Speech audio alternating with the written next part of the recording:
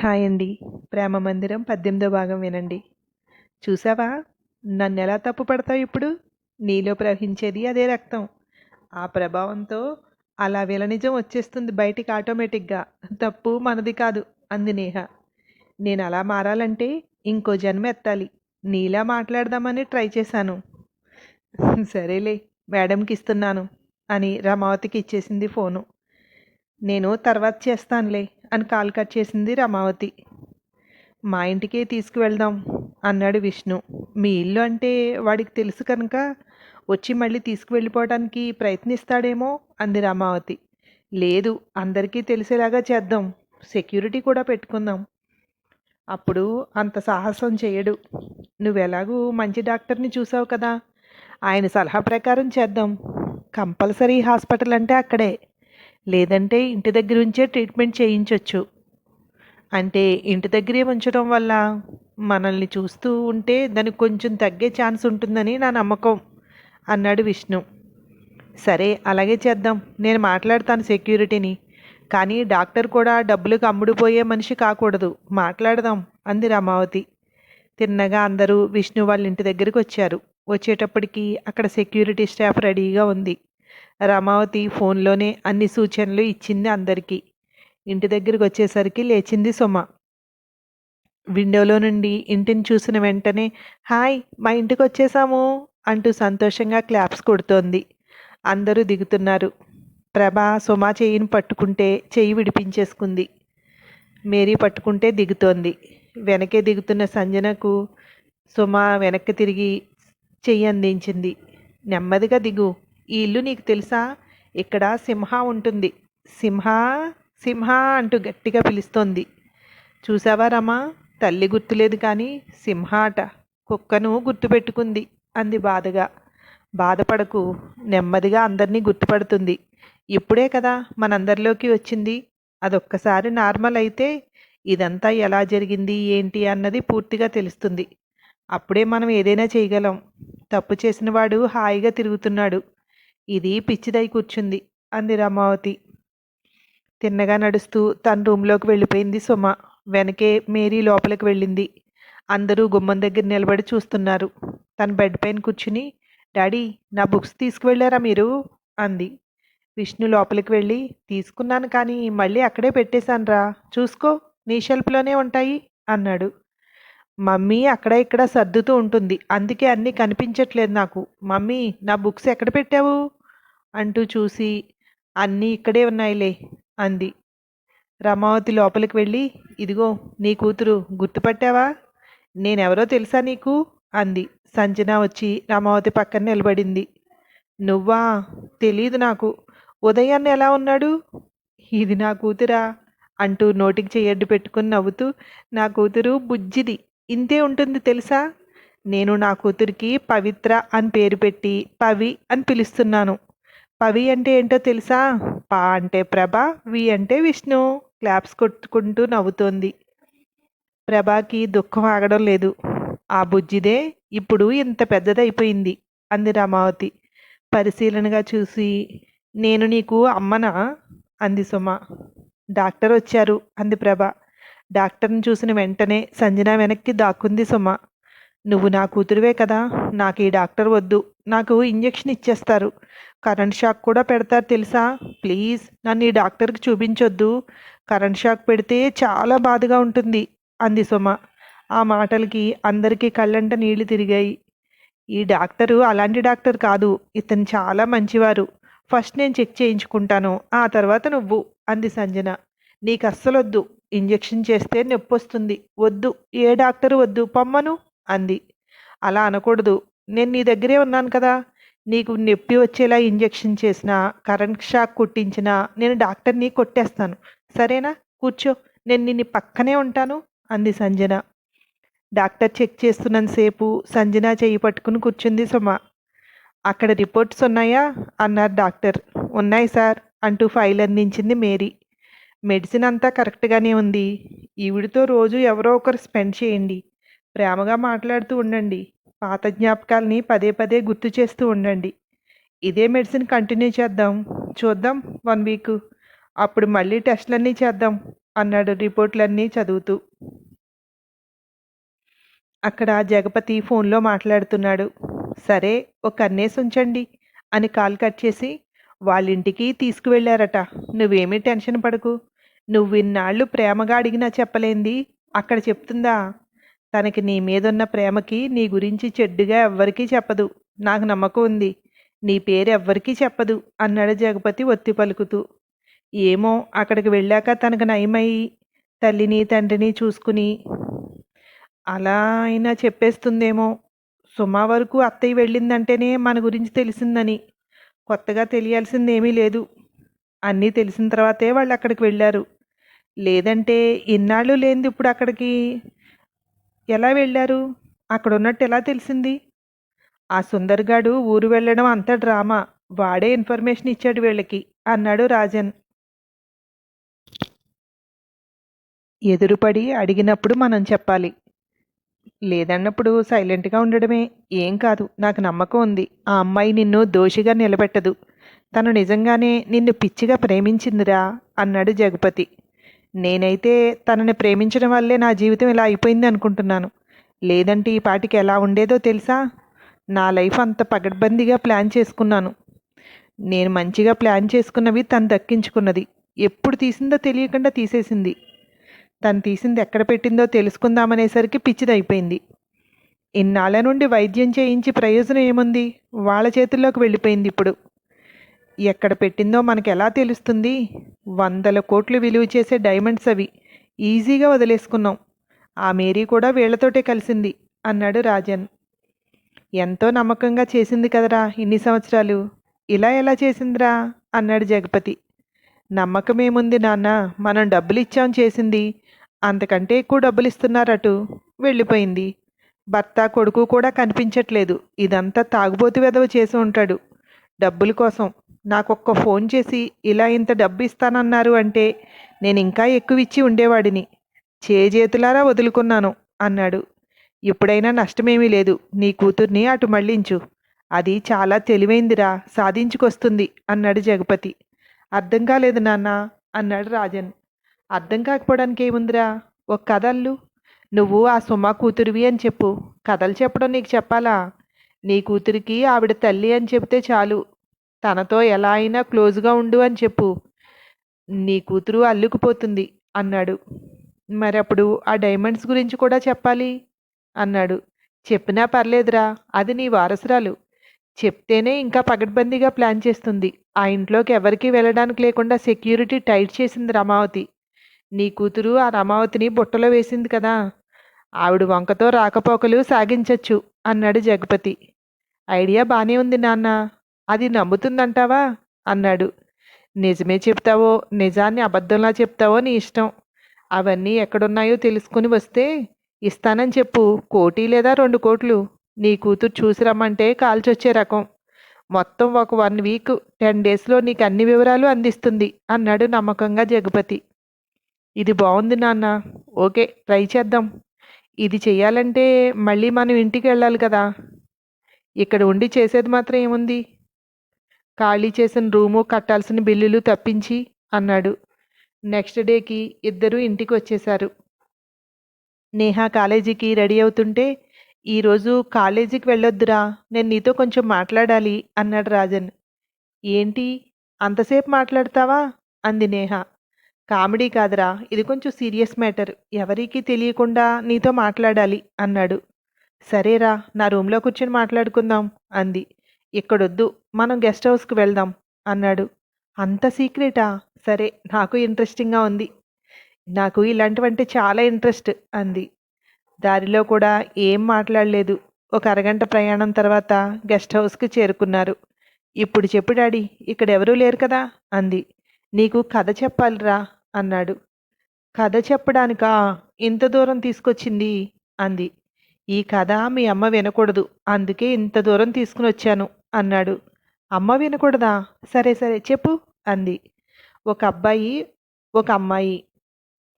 పేరు నా పేరే అనుకో. అబ్బాయి పేరు రాజా నవీన్. అందరూ షార్ట్కట్గా రాజన్ అని పిలుస్తారు. ఒక పార్టీలో ఒక అమ్మాయిని చూసి లవ్లో పడ్డాడు. మొదట్లో చిరాకు పడేది. నెమ్మది నెమ్మదిగా రాజన్ వైపు ఆకర్షించబడింది. ఎంతలా అంటే రాజన్ అంటే పిచ్చి ప్రేమ. అతను ఏం చెప్తే అదే చేసేది అన్నాడు రాజన్. ఏది చెప్తే అదే చేసేది అంటే ఏదైనా ఒక సందర్భం చెప్పు అంది నేహ. నువ్వు మధ్యలో డిస్టర్బ్ చేయకు, చెప్పేది విను, అక్కడ జరుగుతున్నట్టుగా ఊహించుకో అన్నాడు. ఓకే అంది. మనం ఈరోజు మా ఇంటికి వెళ్తున్నాం అంది సుమ. ఎందుకు అన్నాడు రాజన్. నిన్ను మా డాడీ మమ్మీకి పరిచయం చేయాలనుకుంటున్నాను అంది. ఇప్పుడొద్దు, కొద్ది రోజులు పోయిన తర్వాత చెప్దాం. ఎందుకంటే మా అత్తయ్యకి నా మీద మంచి ఒపీనియన్ లేదు. ఇప్పుడు నువ్వు వెళ్ళి మీ ఇంట్లో మీ అమ్మా నాన్నకి చెప్పావనుకో, ఖచ్చితంగా మా అత్తయ్య వాడు మంచోడు కాదు అని చెడగొట్టేస్తుంది అన్నాడు. కానీ ఇంట్లో చెప్పాల్సిన టైం వచ్చింది అంది. నేను కంగారు పడద్దు అంటే టైం వచ్చిందంటావేంటి అన్నాడు. నేను ప్రెగ్నెంట్ అయ్యాను, ఇప్పుడు ఇంట్లో చెప్పకపోతే ఇబ్బంది అవుతుంది అంది. ఇది మంచిదేనేమో, ఈ కారణం చెప్పి నిన్ను పెళ్లి చేసుకోవడం ఈజీ అవుతుంది అన్నాడు రాజన్. మరి ఇంకేంటి ఆలస్యం, పదే ఇద్దరం వెళ్దాం. నాకు నీతో రిలేషన్ దాయటానికి చాలా కష్టంగా ఉంది. నిన్న ఆల్మోస్ట్ దొరికిపోయాను అనుకున్నాను ఉదయ్ అన్నయ్యకి అంది. ముందు మీ ఇంట్లో లవ్ మ్యారేజ్ మీద ఒపీనియన్ ఏంటో కనుక్కో. మనిద్దరం వెళ్ళిన తర్వాత ఈ మ్యాచ్ వద్దంటే వద్దు అంటే, నీకు అబార్షన్ చేయించి పెళ్లి చేసేస్తే, ముందు ఇంట్లో చెప్పు నేను ప్రేమించాను, అతన్నే పెళ్లి చేసుకుంటాను అని. వాళ్ళు ఏమంటారో చూడు. అప్పుడు మనం ఇప్పుడే వెళ్ళాలా లేదంటే పెళ్లి చేసుకుని అప్పుడు వెళ్ళాలా అని ఆలోచిద్దాం అన్నాడు. సరే, వాళ్ళు ఓకే అంటే మాత్రం నేను ఫోన్ చేస్తాను, నువ్వు వచ్చేయాలి అంది సుమ. ఎందుకు రాను, ఖచ్చితంగా వస్తాను. నాకు కూడా కావాల్సింది అదే. మనల్ని విడదీస్తారేమోననే భయంతోనే నేను ఇప్పటి వరకు చెప్పొద్దు అన్నాను. కాకపోతే ఒకటి మైండ్లో పెట్టుకో, వాళ్ళు ఎంత అడిగినా నా పేరు చెప్పకు. వాళ్ళు ఒప్పుకున్నాక అప్పుడు చెప్పు అన్నాడు రాజన్. నీ మాట ఎప్పుడైనా కాదన్నానా? చూస్తూ ఉండు, మన పెళ్ళిని ఓకే చేయిస్తాను అంది సుమ. ఇంటికి వెళ్ళిన వెంటనే, డాడీ, నేను ఒక అబ్బాయిని ప్రేమించాను. ప్రేమ పెళ్లి మీద మీ అభిప్రాయం చెప్పండి అంది సుమ. పిచ్చి వేషాలు వేయకు. వాడు ఎలాంటి వాడో తెలియకుండా ప్రేమ పెళ్ళి అంటే నేను ఒప్పుకోను. ముందే వాడెవడో చెప్పు, ఆ తర్వాత పెళ్లి గురించి ఆలోచించవచ్చు అన్నాడు విష్ణు. అంటే నా మీద నమ్మకం లేదా? అయినా అతను చెడ్డవాడే అయినా నేను మార్చుకోగలను, నాకు నమ్మకం ఉంది అంది సుమ. అంటే ఖచ్చితంగా వాడు ఒక వెధవై ఉంటాడు. ముందు మార్చు, మంచివాడిగా చూపించు, అప్పుడు నేను ఓకే చేస్తాను పెళ్ళికి అన్నాడు. అంతేగాని నేను పెళ్లి చేసుకుని అతన్ని మార్చుకుంటానంటే మీరు నమ్మటం లేదు అంతే కదా అంది. పెళ్ళి ముందు నీకోసం మారాలి, మారితేనే వాడు కరెక్ట్. పెళ్ళైన తర్వాత నీకోసం ఇక మారడు.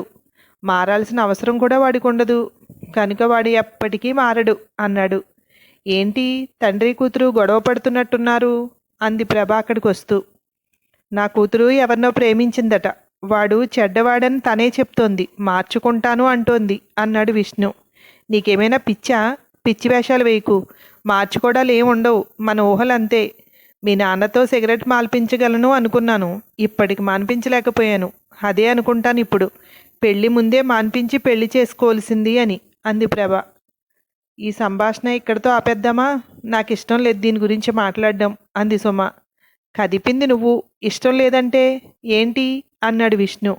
ఇప్పుడు మాట్లాడడం ఇష్టం లేదు అని అంది సుమ. సరే, ఎప్పుడు మాట్లాడదామో కూడా నువ్వే చెప్పు అన్నాడు విష్ణు. చెప్తాను, కొంచెం టైం ఇవ్వండి అంది. ఇస్తాను, బాగా ఆలోచించుకో, తొందరపాటు నిర్ణయాలు తీసుకోకు. చెడు మార్గంలో ప్రయాణించే వాళ్ళు మంచి మార్గంలో రావటానికి చాలా టైం పడుతుంది. ఈలోపు మధ్యలో చాలా ఆకర్షణలు ఉంటాయి వాళ్ళకి, వెనక్కి వెళ్ళడానికి ఇష్టపడతారు, నీ దారిలోకి రాలేరు అన్నాడు. సరే డాడీ, ఇప్పుడేం మాట్లాడను అంటూ తన రూంలోకి వెళ్ళిపోయింది. ఏంటండి ఇది ఇలా తయారైంది అంది ప్రభ. లేదులే, ఇంతలా చెప్పాను కదా, ఇంకొకసారి ఆలోచించుకుంటుందనుకుంటా. నీవిప్పుడు దాని గురించి మాట్లాడకు, ఆలోచించుకుని తనే నిర్ణయం తీసుకుంటుంది అన్నాడు విష్ణు. ఆ తర్వాత రోజు ఎప్పటిలాగే కాలేజీకి బయలుదేరింది, తిరిగి ఇంటికి రాలేదు. నిజానికి తను కాలేజీకి వెళ్లకుండా రాజన్ దగ్గరికి వెళ్ళింది. ఏమన్నారు, ఓకేనా అన్నాడు రాజన్. ఓకే కాదు, నేను పెళ్లి చేసుకుని మార్చుకుంటాను అన్నాను, వాళ్ళు మార్చుకున్నాక పెళ్లి చేసుకోమంటున్నారు అంది సుమ. మార్చుకోవడానికి ఏముంది, నేను నీతో బాగానే ఉంటున్నాను కదా అన్నాడు. బాగానే ఉంటున్నావు, కానీ నువ్వు మార్చుకోవాల్సింది ఏంటో తెలుసా? నీకు మొన్నొచ్చిన డీల్ మాట్లాడేవు. నువ్వు నాకు ఫోన్ చేసి ఆఫ్ చేయకుండా నీ జేబులో పెట్టుకున్నావు. నువ్వు మాట్లాడే మాటలు నేను విన్నాను. ఇప్పుడు మీరు ఆ డైమండ్స్ దొంగతనం చేయబోతున్నారు కదా అంది సుమ. మాటలన్నీ విన్నావా?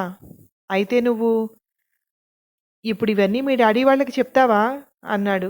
ఎందుకు చెప్తాను? నిన్ను వాళ్ళ ముందు చెడ్డవాడిగా నిలబెట్టాలి అనుకోవట్లేదు, మంచి మనిషిగా చూపించాలనుకుంటున్నాను. అందుకే ఆ డీలు క్యాన్సిల్ చేసుకో అంది.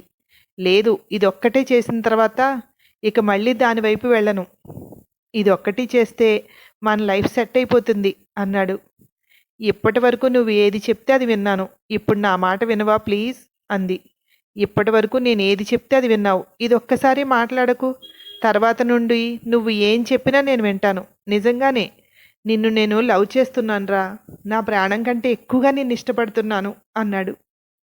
నీకోసం అంటున్నాను, కానీ నిజంగా నాకు ఇష్టం లేదు అంది.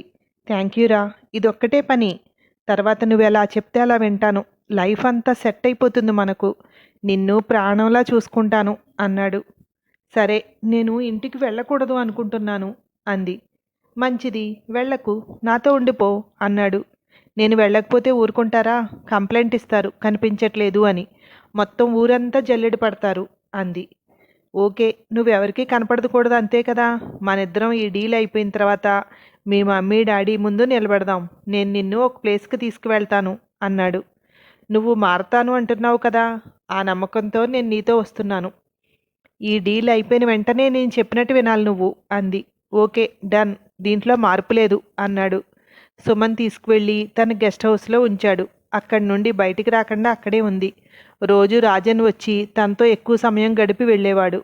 ఆ డైమండ్స్ డీల్ కంప్లీట్ అయింది. ఆ డీల్లో పార్ట్నర్స్ ముగ్గురిని చంపి మొత్తం డైమండ్స్ అన్నీ రాజన్ తీసుకున్నాడు. ఒకసారి తనకు చూపించాలి అనిపించింది. అవి తీసుకుని సుమా దగ్గరికి వెళ్ళాడు. ఆ డైమండ్స్ తనకి చూపించాడు. ఇవి నేను తీసేసుకుంటున్నాను, నా దగ్గరే ఉంటాయి ఇక్కడి నుండి. నువ్వు మారిపోవాలి పూర్తిగా. నేను ఎలా చెప్తే అలా వినాలి అంది. చిత్తం మహారాణి, మీ ఆజ్ఞ అన్నాడు నవ్వుతూ. ఇది నా దగ్గరే ఉంచుతాను అంది. అవి తన దగ్గర ఉండడం కంటే సుమా దగ్గర ఉండడమే మంచిది అనిపించింది రాజన్కి. ఎందుకంటే ఈ గెస్ట్ హౌస్కి ఎవ్వరూ రారు. చాలామందికి ఇక్కడ గెస్ట్ హౌస్ ఉందని కూడా తెలీదు. ఇదే సేఫ్టీ ప్లేస్ అనుకున్నాడు. దానికి తోడు సుమాపై పూర్తి నమ్మకం ఉంది, తనని వదిలి ఎక్కడికి పోదు అని. ఒకరోజు టీవీలో న్యూస్ చూస్తుంటే 100 కోట్ల విలువ చేసే డైమండ్స్ ఒక వజ్రాల వ్యాపారి నుండి ఎవరో దొంగతనం చేశారు. అవి చేతులు మారాయి. దాంట్లో పార్టిసిపేట్ చేసిన వాళ్లలో అందరూ చనిపోయారు. ఇంతవరకు ఇన్వెస్టిగేషన్ చేసిన పోలీసులకు అక్కడి నుండి అడుగు ముందుకు పడట్లేదు. ఇప్పుడు వజ్రాలు ఎవరి దగ్గర ఉన్నాయి?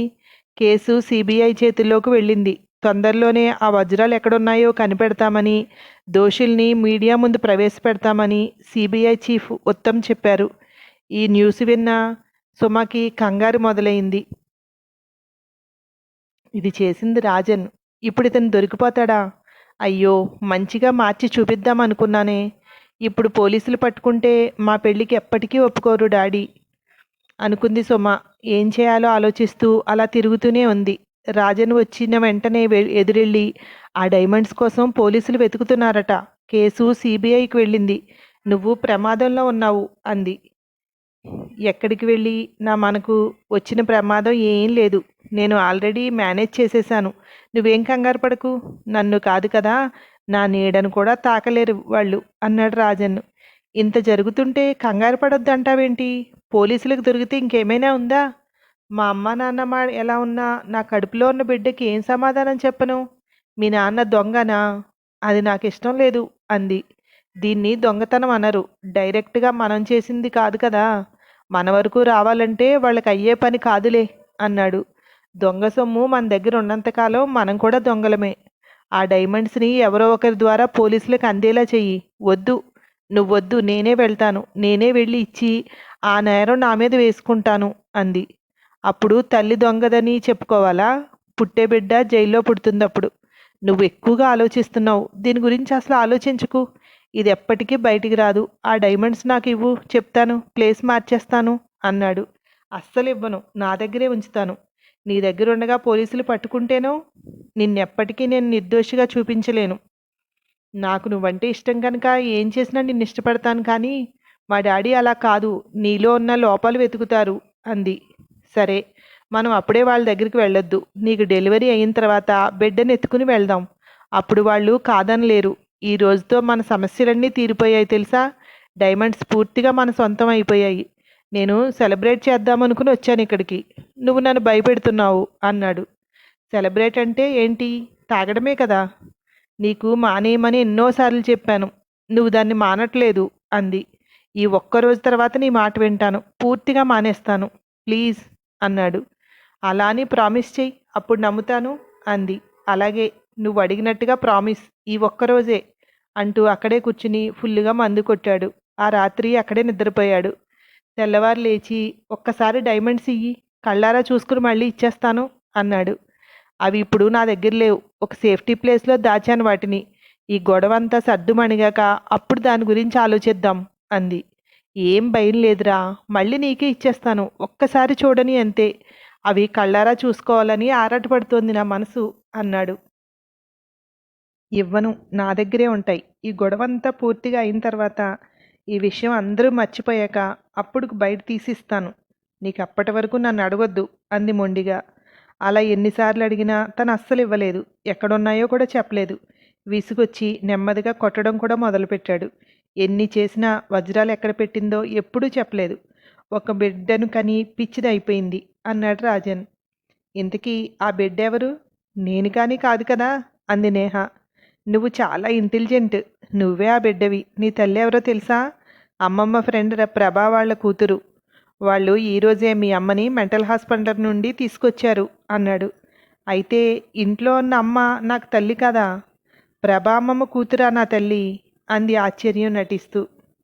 అవును, కానీ ఈ విషయం మీ అమ్మ దగ్గర ఎత్తకు. నేను ఎప్పటికీ చెప్పనని మీ అమ్మకు ప్రామిస్ చేశాను.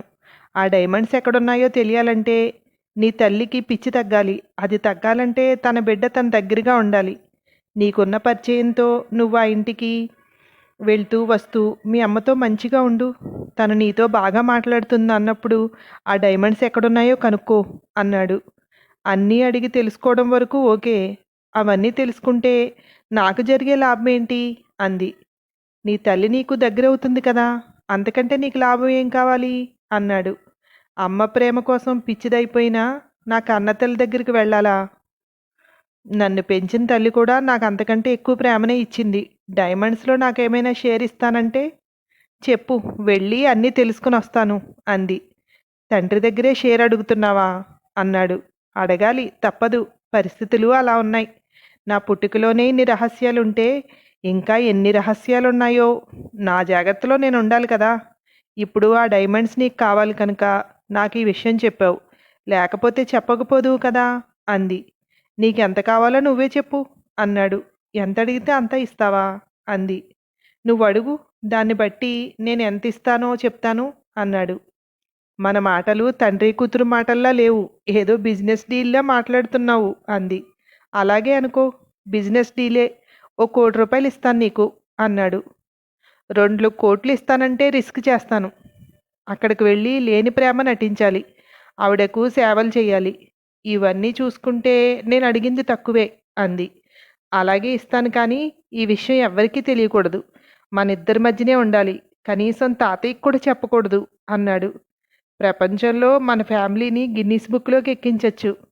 తండ్రిని నమ్మని కొడుకు, కొడుకుని నమ్మని తండ్రి, తండ్రిని నమ్మని కూతురు, కూతుర్ని నమ్మని తండ్రి అంది.